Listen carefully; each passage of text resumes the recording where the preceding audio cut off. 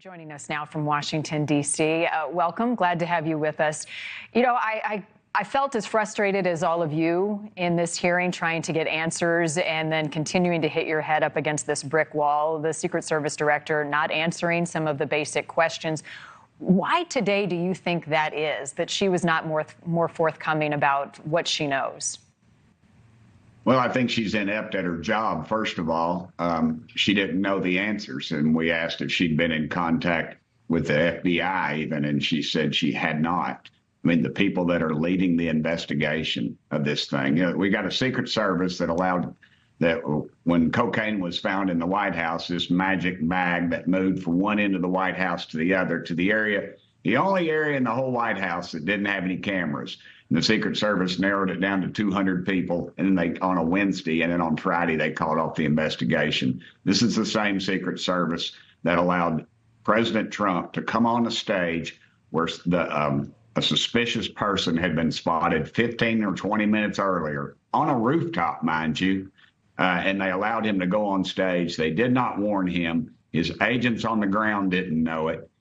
It's a complete catastrophic failure, and somebody needs to take, and you know, her getting up there and saying, I'll take responsibility, I'm going to take these arrows, is bogus. I mean, there's nothing's going to happen to her. This administration, I mean, this is the classic example of everybody gets a trophy. Not everybody gets a trophy. A man lost his life because of her inept ability, and this is just another clear example of a very poor hiring practice by this administration. Yeah, no, I mean, clearly it was a massive failure. She admits that. So the what's next? Why, you brought up DEI. Why go after gender? Is that a distraction here? Is that really what's to blame in your mind?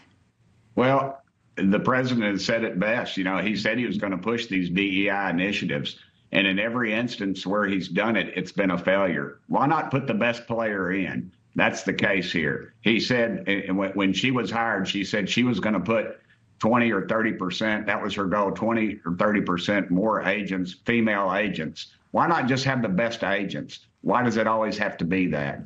They started this, and it's being pointed out, and now it's shoot the message carrier, and it's pretty clear of what's going on with this.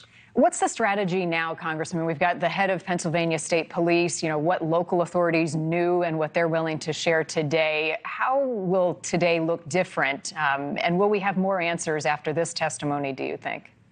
I don't think so, because nobody is willing to come forth with any real answers, because I don't know that they know what happened. And here we are a week later.